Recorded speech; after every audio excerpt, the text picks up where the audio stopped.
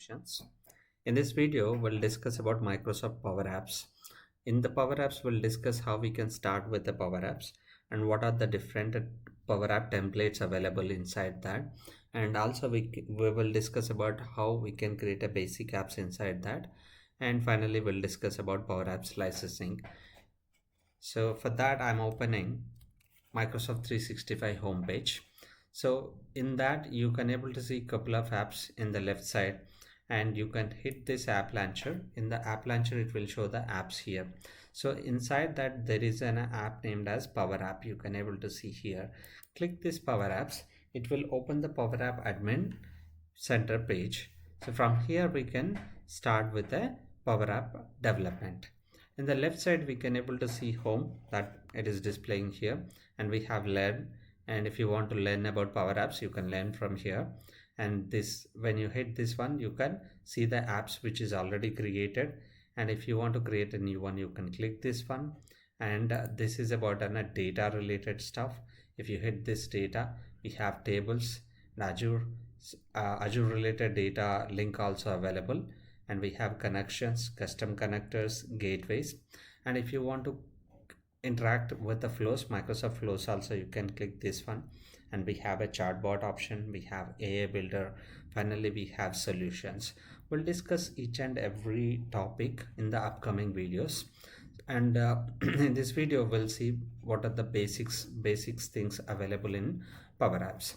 And also I'm done with this. So here we have start from which data source you want to work with the SharePoint, Excel Online, SQL Server, Microsoft Dataverse, and this is earlier we call it as a CDS, and now it is Microsoft Dataverse. And we have other data sources also. When we click this one, we can able to see all the data connections which supports to the Power Apps. You can able to see.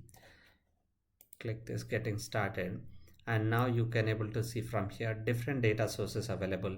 We have Azure data related, we have Microsoft SQL, we have SharePoint, Teradata, OneDrive we have, and even we have Oracle database, and the Google Drive also we have, Dropbox, we have Amazon Redshift also available.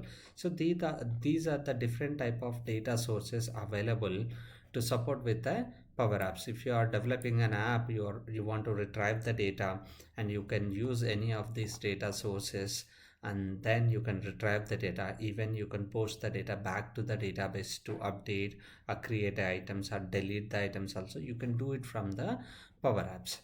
So this is about a simple data connections. When we create a basic app, we'll see a data connection and we'll work on it. I'm just closing that. And before creating, we need to know about different type of Power Apps. The first one is a Canvas app, the second one is a model driven app, and the third one is portal from blank. We'll create initially Canvas apps, and then we'll go with the model driven, and then we'll discuss about the portals. And here, if you have any apps, you can able to see under your apps. Currently there is no apps found, so that's why it is empty. So we'll discuss this one. Canvas app from blank. And when we click this one, it will open a window, and it's saying that app name, which one you want to give. I'm just giving a basic app. And what is the format you want to display? If you want a tablet format, and it will show in a tablet format, or if you want to go with a phone format, you can go with a phone format. And here we have designed the app you want and connect it to hundreds of data sources. You can click here. So I'm creating a basic app, and I want to display in a phone format, not in a tablet format. Click this one.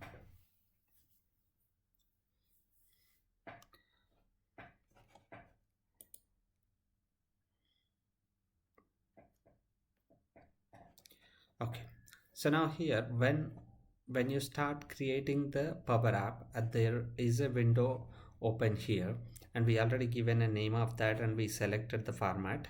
And here it is showing that here are the few ways to start building an app from a blank canvas. And if you want to create a farm, you can, or if you want to create a gallery, you can create. We'll discuss what exactly this farm and what exactly this gallery. And I don't want to show this message. I don't want to create from or I don't want to create from a gallery. I'm just skipping this welcome window. Skip this one. Now you can able to see the view looks like a phone device view. Now if you want to add something, there is a message saying that add an item from the insert pan or connect to the data. We'll connect to the data later. First we'll insert something on this from the insert pan. We have an insert pan here, so simple label I am adding on this. Now just before we saw something and it is disappeared. Now I'll put like this, and then we'll expand this. We'll write a message. Hi, Microsoft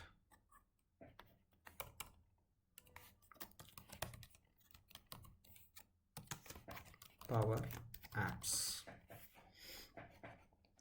Okay, this also supports a kind of office related stuff, and we have this one, and we can align using these properties. And I'm aligning this here, and the font weight is I'm setting bold. Now we can see each and everything, the text which I entered here, and the same thing you can able to see here also. And this is about the font family. If you click this one, you can change it into a different font. You like Arial, you can, or you want to change Georgia, you can. And this is about a font size. You can increase or decrease the font size as well. And this is a font weight, and we already made it as a bold. And this is font style. We have italic, we have underline, and we have stretch on that strike mark also we have. And this is the alignment, and we did that center aligned. And auto height is off, or if you want to change to on, you can change. And this is about the line height, you can increase or decrease. Okay, and then this is about a overflow. If you want to hidden or you want to scroll, you can scroll also. And display mode, we'll discuss this one a bit later when we are working with the forms. Now it is in edit mode, we can able to edit on it. This is about a visibility. This is most important. So sometimes if you have a control based on the conditions or based on the user login, you want to visible some controls, you want to hide some controls, this property will be helpful.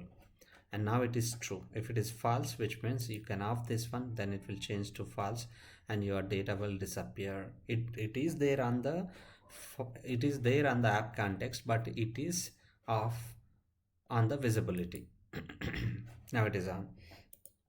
Now the position, we have to understand about the position here. So now if I give like 30, and you can able to see in the y-axis it is coming down, and this is y-axis and this is the x-axis, or you can say this is an x position, this is about y position, this is about x position, which means now if I make 0 here, if I make 30, now you can able to see, and this portion it will take 30. So which means now when you are seeing this is an x, when you are moving to 30 it will move 30. This top is looks on this pan, called it as y, which means if I give 30 it will come down 30. Now see, if I make 0, then it will be on the top. So that way you can check your control positions also. Instead of moving using mouse, you can use these positions. If you have multiple controls, if you use in a same position number, and your UI will be good. If you use your mouse to set up that, and it will be very difficult to put in a same place in the app in all the places. So that is difficult. So this is about height and width. Now the height of this control is 110 and the width is 640. You can able to see. And this is about a padding, and padding top, we have top padding, bottom padding, the left padding and right padding. So we can able to see this one. If you have some background color and you want to show something about something like that, and the padding will be better, and you can use in 4 places: top, bottom, left and right side. All the paddings is available. And here about the color, now we have used a black color there, and then I'm using a red for that text you can use. The background, it is white, and if you want to change that to some other color, yes, you can change that color. So this is about the border. Currently zero border, or if you want to use dashed, and I want to use 3 pixels and blue, now you can able to see that. And this is about the focused border, and this is if you have more text, this is about a wrap of the text. And this is a vertical alignment, now it is in the middle. And this is about a disabled color, when it is disabled, which font, text color, or which background color you want. And when something hover, what color you want to give. And for hover also, hover fill is there, and it is blue, sorry, hover fill, it is same green currently. And this is also the border color. Here you can able to see when you hover the mouse here. And this is about a tooltip. Tooltip is something like when somebody hovers it and they want to know about that, they can use this tooltip. And this is a temp index of -1. So it's most of the CSS related stuff is available here. The design will be very easy when you are designing your Canvas app. So if you want to see this, for example, I have created it, and if you want to see in runtime, you can able to see like that. There is a play button is available here. I don't want to show. So there is a play button or a preview button is available here. You can press F5, or you can use this play button, and it will show your app in the preview mode. So in the preview mode also, if you have some drop downs, or if you have any cascading related stuff, or if you have any functionality which you implemented within a formulas, you can able to check using this preview button. The preview button will be helpful to show that.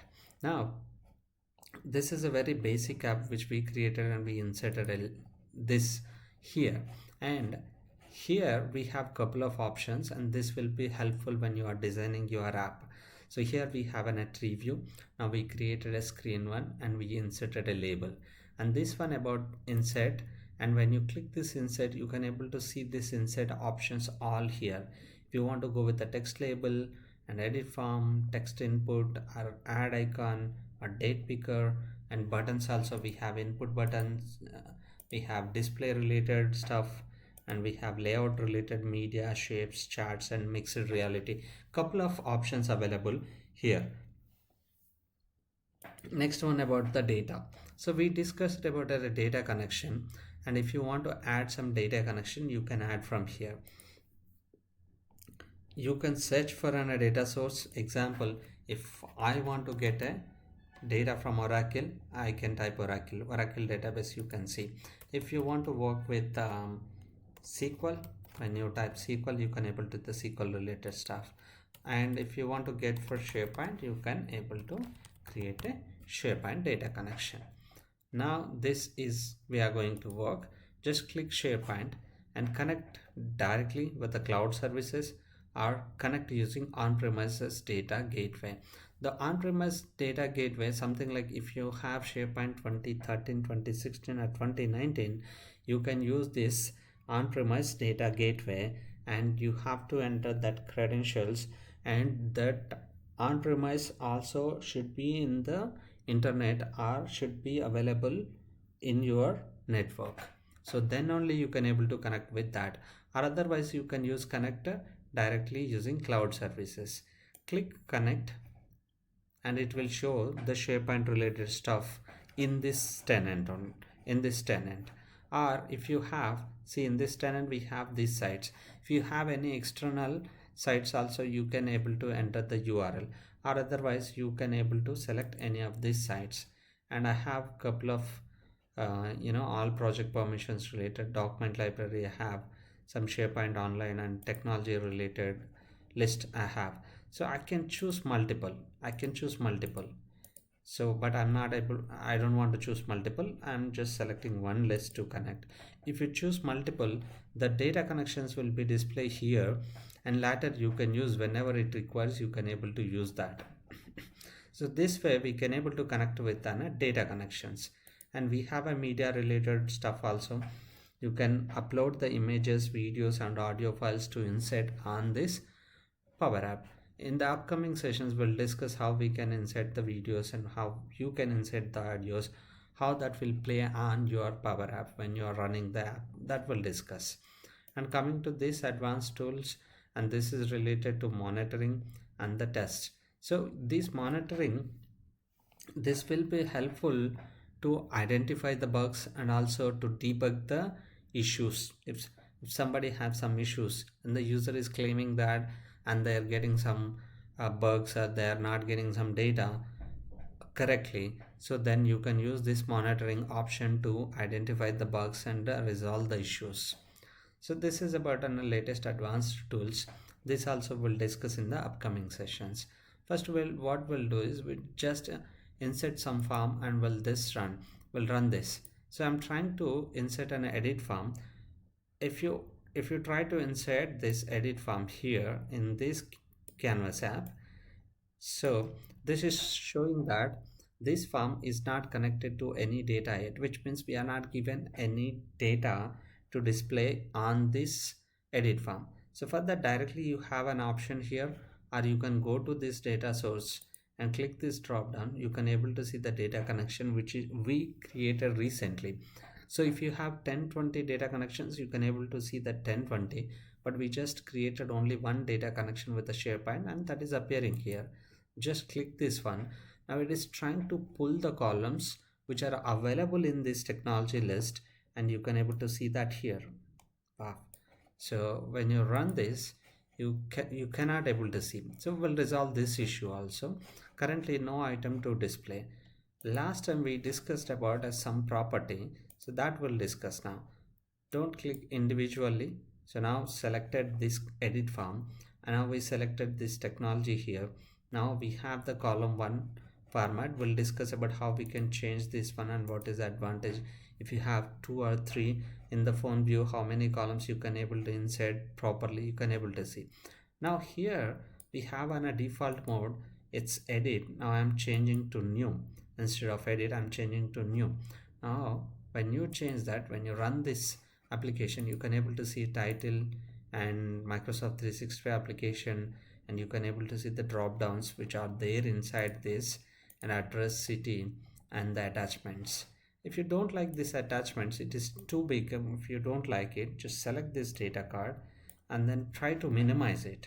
Now we'll see what happens when I try to minimize this. Yes, I did it successfully. And then when you run, you can able to see title, Microsoft 365 address, city, and attachments. So this is a very basic app which we created in the Microsoft Power Apps. And Microsoft Power Apps having a two different type of licensing models, and these licensing models based on their tenant. So for example, if you want to create hundreds of apps for hundreds of users, there might be a different type of licensing available. But when you go to the Power Apps licensing model, you can able to see two types of licenses. One is for $10, another one is with a $40. So when coming to the $10 licensing model, this licensing model is best for the business that want to license each user to run a single app at a time. So which means uh, this is uh, this is only for a single app purpose, and this also per month for a single user, and they are charging a $10 per user.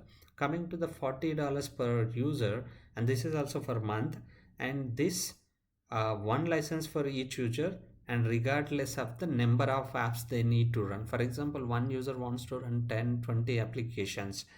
Okay, so then the $40 license is the best one, and these two plans available for month, but when you are trying to buy, and they'll charge for an year, not for a single month, but they are giving a charge for the month. So that is about a licensing model.